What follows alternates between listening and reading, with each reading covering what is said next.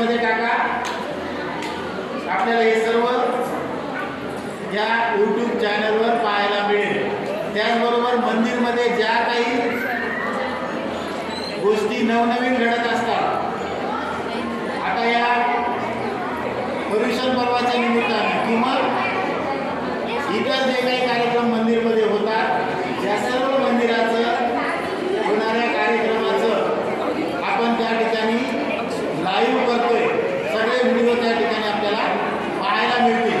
म्हणजे एक प्रकारे आपण आपल्या मंदिरचा इतिहास तयार करतोय। आता येणाऱ्या नंतरच्या काळातल्या लोकांना पाहता येईल आपण काय काय केलेलं आहे।